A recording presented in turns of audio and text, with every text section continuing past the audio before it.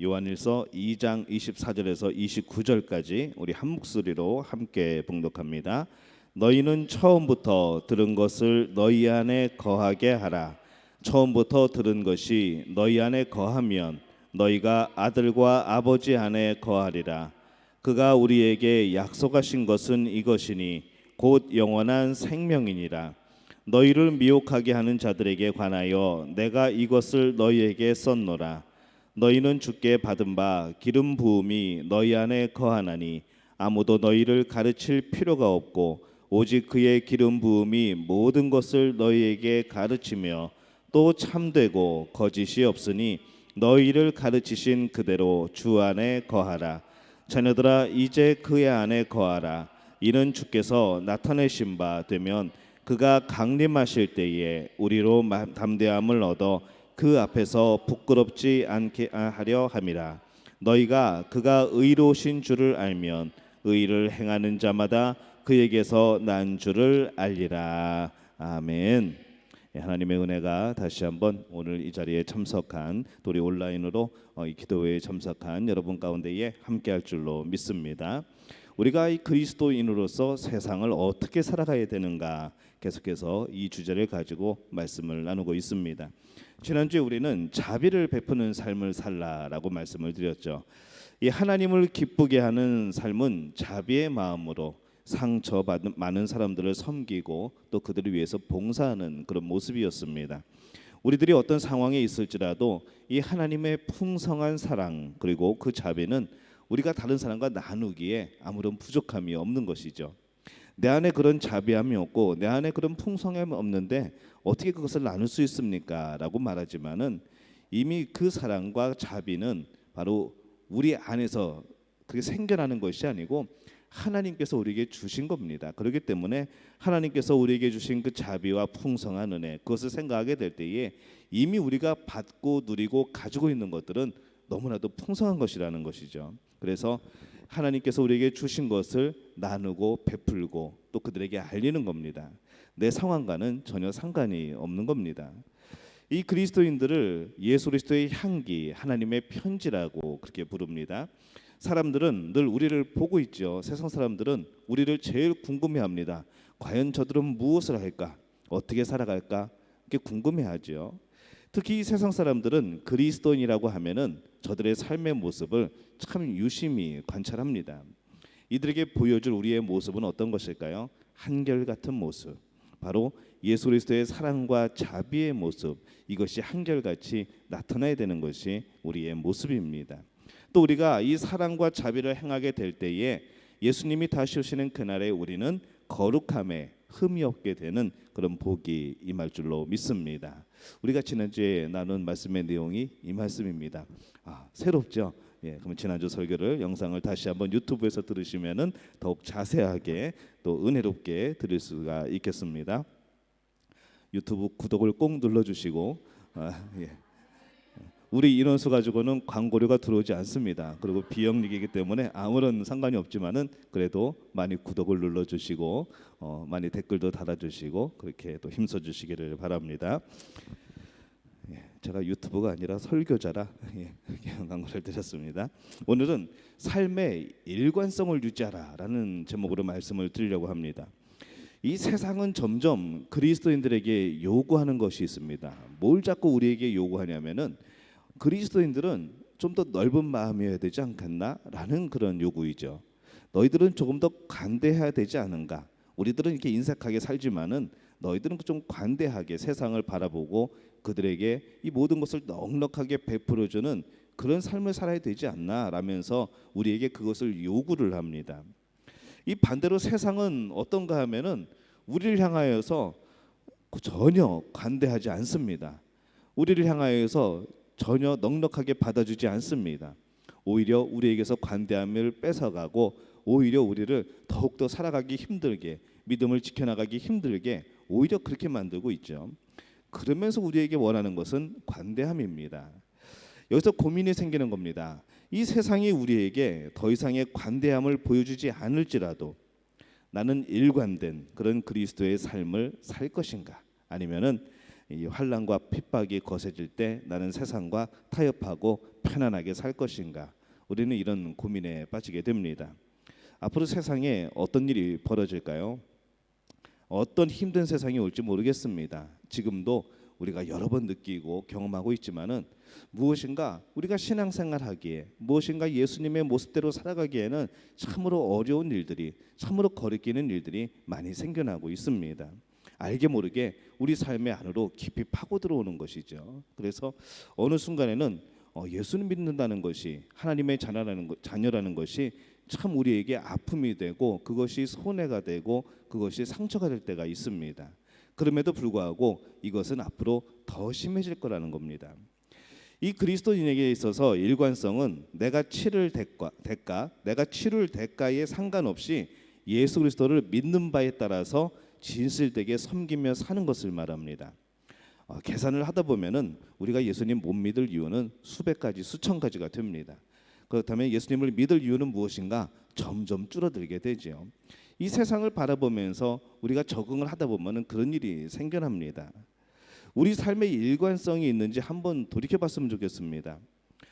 제일 우리가 쉽게 예를 들 수 있는 것이 주일에 우리의 모습인 것이죠. 주일 교회에서 여러분의 모습은 그동안 어땠습니까?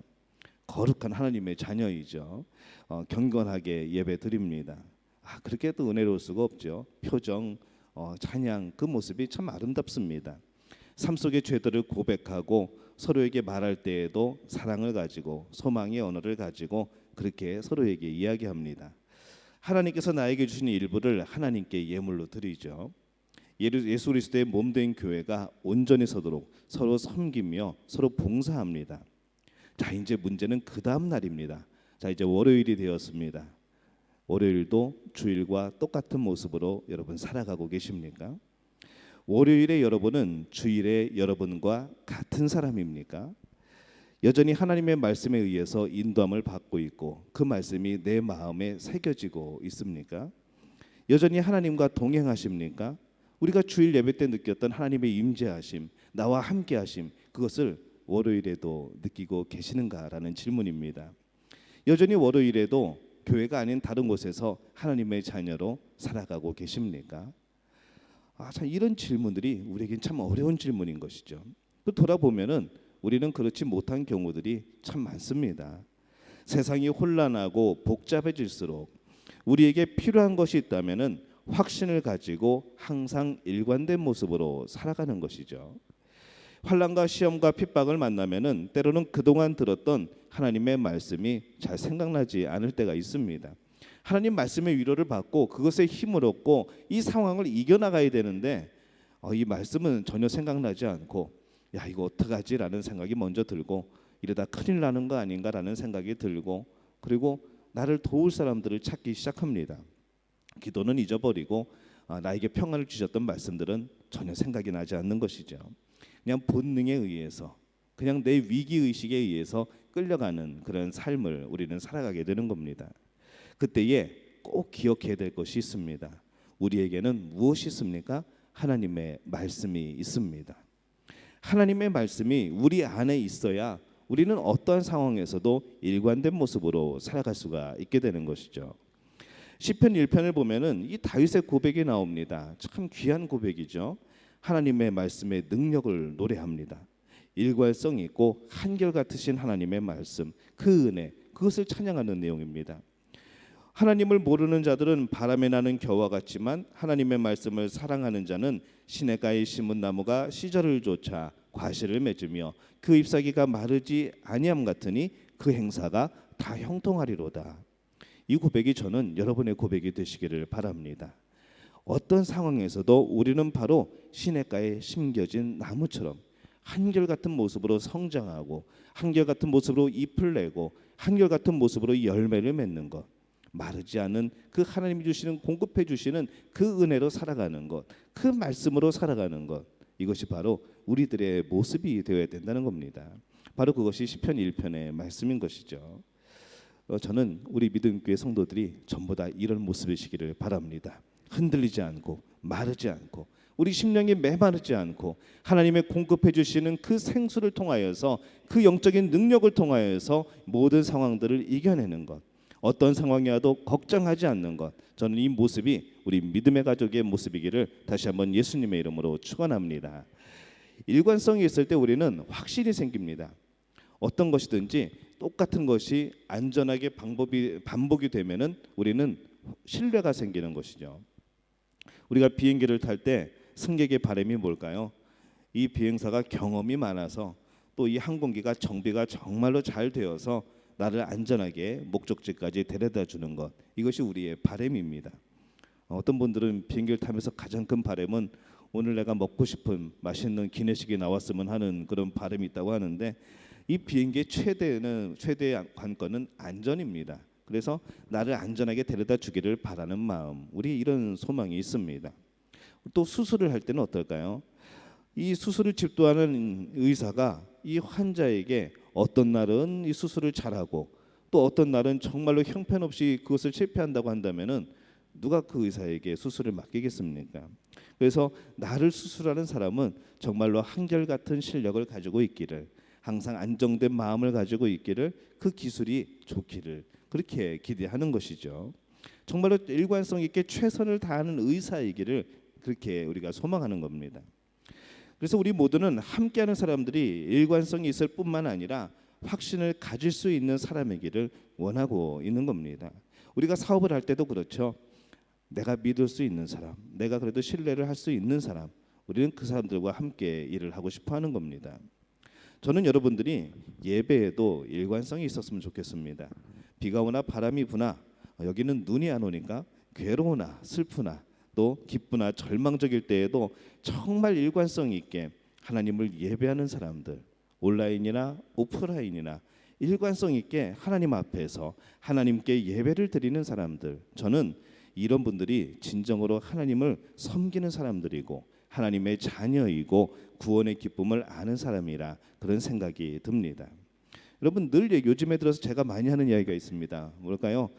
예배에 실패하면 신앙생활 실패하는 겁니다 라는 말씀입니다. 한번 따라해 볼까요? 예배에 실패하면 신앙생활 실패하는 겁니다. 우리 옆에 분을 살짝 바라보시면서 예배에 실패하면 신앙생활 실패합니다. 예배를 지켜내지 못하면은 우리의 봉사, 헌신이 어떤 의미가 있을까요? 예배를 위한 것이죠.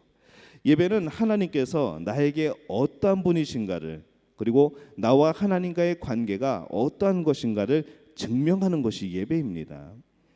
창조주 전능하신 하나님, 나의 주 되신 하나님, 그리고 나의 아버지가 되시는 하나님, 내가 예수님과 죽고 예수님과 함께 살았다고 하는 그 기쁨, 그것을 고백하고 증명하는 것이 예배라는 겁니다. 그래서 예배를 만약에 우리가 소중히 여기지 않는다, 왜 내가 예배를 드려야 되는지 모르겠다라는 것은 바로 창조주 전능하신 하나님, 나의 주인 되시고 아버지가 되신 하나님, 내가 예수님과 함께 죽었는지 안 죽었는지 잘 모르겠고 내가 함께 살았는지 안 살았는지 잘 모르겠다라는 사람의 모습이라는 것이죠. 그래서 예배는 직분으로, 직책으로, 봉사로, 헌신으로, 물질로 대신할 수 없습니다. 예배는 예배 그 자체로 드려야 되는 것이죠. 하나님께 드리는 겁니다. 그 예배를 대신하여서 봉사할 수는 없는 겁니다. 그 예배를 대신하여서 어떤 직분을 행할 수는 없는 것이죠. 예배를 빼놓고서 어떤 직책을 수행할 수는 없습니다. 예배를 빼놓고서 물질로 그것을 메꿀 수는 없습니다. 예배는 여러분 자신을 드리는 것이기 때문에 그렇습니다. 예배에 일관성이 있는 여러분들이 되시기를 예수님의 이름으로 축원합니다. 그래서 저는 우리 교회에서 정말로 직분을 받고 직책을 가지고 섬기시고 봉사하는 분들은 이 예배를 목숨같이 지키는 분들이 하셨으면 좋겠습니다. 저는 정말 그렇게 되었으면 좋겠습니다. 그 기쁨을 아는 사람이 봉사할 때 얼마나 기쁨으로 더 일하겠습니까? 그분들이 하나님을 섬기게 될 때에 나를 살려주신 하나님, 내 죄를 대속해 주신 하나님, 나의 아버지가 되시고 창조주가 되시고 전능하신 하나님, 그 하나님에 대해서 고백이 얼마나 뜨겁고 얼마나 진실되겠습니까? 저는 그 모습이 예배에서부터 시작이 된다고 생각이 됩니다. 저는 여러분들이 예배에 승리하는 분들이 되시기를 다시 한번 예수님의 이름으로 축원합니다. 친절하다면 어떤 경우에서도 친절할 수 있는 사람, 어떠한 경우에서도 온유한 사람, 어떠한 경우에서도 신뢰할 수 있는 사람, 어떠한 경우에서도 겸손할 수 있는 사람, 이러한 일관성이 있는 사람들과 함께 거할 때에 우리 마음속에 있는 것은 무엇인가 하면은 평안이죠. 뭐 이렇게 지루한 것이 아니라 평안, 안정되는 것, 바로 하나님이 주신 기쁨이 그 안에 있는 겁니다. 그래서 우리가 일관성이 있는 사람이 되기 위해서는 우리가 공통적으로 받아들여야 될 그런 기준이 있습니다. 바로 그 기준이 아까 말씀드렸던 하나님의 말씀, 바로 예수 그리스도가 우리 안에 계심, 바로 이것이죠. 예수 그리스도를 중심에 두고 하나님의 말씀을 기초로 삼고 확신하며 날마다 나가게 될 때에 우리는 일관성이 있는 사람이 됩니다. 기준을 어떻게 잡을까요? 하나님 말씀에서 잡는 겁니다. 예수님의 행하신 모습 가운데서 잡는 것이죠. 어떤 것이 가장 선하고 좋은 일관성 있는 모습인가? 세상적으로도 악에 대해서 일관성 있는 사람들이 있습니다. 처음부터 끝까지 한결같이 악을 행하는 사람들이 있는 것이죠. 우리는 하나님의 자녀입니다. 선한 백성입니다. 그렇기 때문에 우리는 하나님의 말씀을 기준으로 예수 그리스도를 중심으로 우리는 바로 이 선한 기준에 맞추어서 우리가 일관성 있게 행하는 사람들이라는 것이죠. 우리의 믿음은 예수 그리스도와 그분의 의를 기초하고 있기 때문에 그렇습니다. 여기에 평안이 있는 겁니다. 예수님이 주시려고 했던 그 평안, 세상이 주는 것과 같이 했던 그 평안, 바로 그것이 오늘 예수님을 중심으로 살아가게 될 때에, 하나님의 말씀을 기초로 살아가게 될 때에 바로 우리에게 임하는 놀라운 복인 줄로 믿습니다. 이 복의 주인이 누구일까요? 바로 우리들이 되시기를 예수님의 이름으로 축원합니다. 오늘 말씀의 28절에 보면은 일관성을 지닌 그리스도인을 나타내는 단어가 있습니다. 28절을 제가 읽어보겠습니다. 자녀들아 이제 그의 안에 거하라. 이는 주께서 나타내신 바 되면 그가 강림하실 때에 우리로 담대함을 얻어 그 앞에서 부끄럽지 않게 하려 함이라. 이렇게 말씀을 합니다. 이 거하다라는 단어이죠. 함께하다, 거하다. 일상생활에서는 이 거하다라는 말을 잘 쓰지 않습니다. 하지만은 이 단어 속에는 계속되다, 관계 안에 머물다, 어디에 남다, 일관성을 유지하다라는 뜻이 있는 것이죠. 요한일서 2장 6절 말씀에 보면은 그의 안에 산다고 하는 자는 그가 행하시는 대로 자기도 행할지니라, 이렇게 말씀을 합니다. 주 안에 거하는 삶은 그래서 당연히 자연스럽게 예수님을 닮아가는 삶이 되어지는 겁니다. 그래서 우리들이 그리스도 안에 거할 때에 예수님과 우리의 그런 일관성 있는 지속적인 관계가 유지가 되고, 또 그분의 진리를 지속적으로 확신하게 되고, 또 지속적으로 순종하게 되고, 또 그분 안에 속하여 있는 자녀들을 지속적으로 사랑하는 모습이 나타나게 되어지는 것이죠. 우리 교사분들은 항상 이것을 기억하셔야 됩니다. 여러분들이 우리 학생들, 내가 맡은 아이들을 대하는 모습은 예수님이 나를 대하는 모습과 똑같아야 합니다. 왜냐하면 그 학생들은 우리 교사들을 통해서 예수님을 바라보거든요. 예수님을, 여러분들을 통해서 예수님의 성품을 만나게 되는 것이고, 우리 교사들을 통해서 그 아이들은 하나님의 성품을 보게 되는 겁니다. 그렇기 때문에 여러분이 하나님께 은혜를 받은 만큼 그대로 우리 학생들에게 그대로 전해주시기를 바랍니다. 그것을 느낄 수 있도록 해주시기를 바랍니다. 바로 이것이 우리 교사들의 또 한 가지의 기도의 제목이 되어야 되겠죠. 나는 하나님께 많이 받았는데, 나는 늘 감격하고, 나는 늘 감사하고, 늘 기뻐하고 너무나도 고마운데 우리의 제자들이 나를 통해서 그 기쁨을 맛볼 수 없다면, 내가 이 평안을 누리는 이 모습, 내가 감사하는 이 감격, 이것을 그들이 느낄 수 없다면은 우리는 축복의 통로가 될 수가 없는 것이죠. 하나님의 사랑의 통로가 되어질 수 없는 겁니다. 그래서 교사는 우리가 받은 것을 전하는 사람들입니다. 우리가 받은 것이 많다고 고백을 한다면 여러분 그 사랑을 전해주시기를 바랍니다. 누구에게 전한다고요? 제자들에게. 그래서 그들을 위해서 예수님이 우리를 위하여서 항상 하나님 우편에서 우리를 다스리시고 우리를 위하여 중보하시는 것처럼 우리도 그들을 위해서 기도하는 겁니다. 제자들을 위해서 그 모습 그대로 하는 것이죠. 우리를 보살피셨던 그 모습 그대로 우리는 제자들을 보살피는 겁니다. 우리를 위로하시고 격려하셨던 그 모습 그대로 우리 또한 제자들을 위로하고 격려하는 겁니다. 우리는 교사는 그런 모습이어야 됩니다. 저는 우리 교사들이 그런 줄로 믿습니다. 또 그렇게 되어질 줄로 믿습니다. 하나님께서 도우시고 성령께서 그렇게 만들어 주실 줄로 믿습니다. 그렇게 될 때 무슨 일이 일어날까요? 예수님을 만난 사람들은 변화됩니다. 예수님을 만난 사람들은 놀라운 역사들이 나타납니다. 예수님을 향하여서 많은 사람들이 몰려온 것처럼 저는 우리 교회에 다음 세대에 큰 소망이 있을 줄로 믿습니다. 이것이 어디서부터 시작될까요?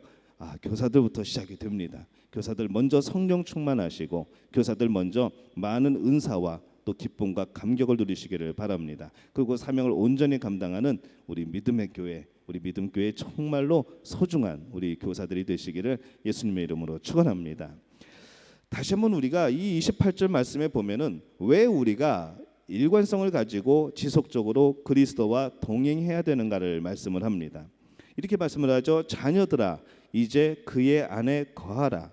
이는 주께서 나타내신 바 되면 그가 강림하실 때에 우리로 담대함을 얻어 그 앞에서 부끄럽지 않게 하려 함이라. 우리의 삶에서 과거, 현재, 미래를 통틀어서 의미 있고 중요한 것을 적어보라고 한다면은 여러분은 예수님의 재림이 과연 몇 번째가 될까요? 어떤 이는 재림이 일어나지 않았기 때문에 오늘도 예수님은 안 오실 거라고 생각을 합니다. 그런데 한번 거꾸로 한번 생각해 볼까요?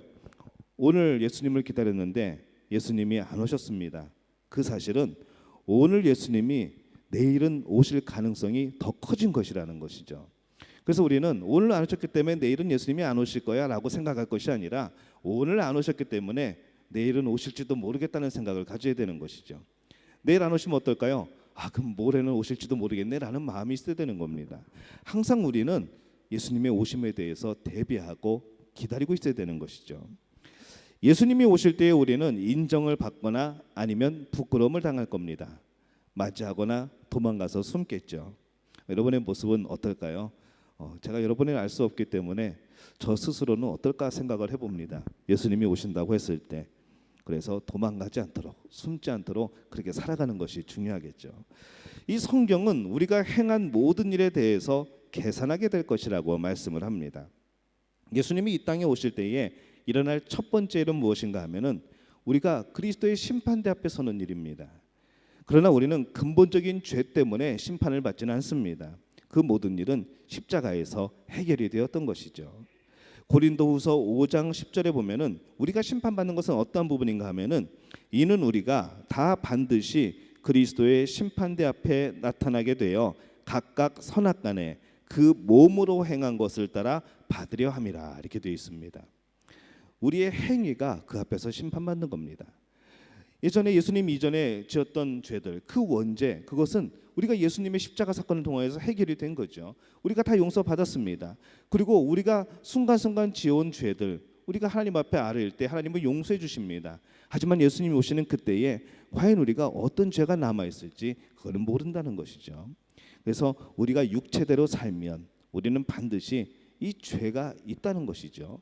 죄로 인해서 심판받을 수밖에 없다는 겁니다. 그래서 우리는 육체로 살아가는 사람들이 아니라 하나님을 향하여서 거룩한 영으로 살아가는 사람들인 줄로 믿습니다. 여러분은 어느 때 예수님이 오기를 원하십니까? 그리고 지금 오신다면은 과연 여러분은 어떨까요? 저는 개인적으로 예수님이 저 설교할 때 오셨으면 좋겠습니다. 약간 이기적이죠. 예, 찬양할 때 오셨으면 좋겠습니다.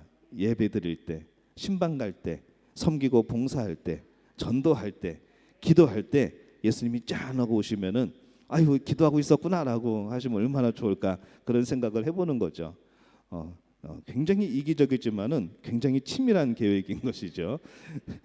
저는 그랬으면 좋겠습니다. 제가 옛날에 이 전도사 시절 때 이 11조를 드리는 것이 굉장히 어려웠습니다. 가정도 어려웠었고 이 11조를 드리게 되면은 이 남는 것이 거의 없었기 때문에 생활 자체가 되지 않았던 그런 때가 있었습니다.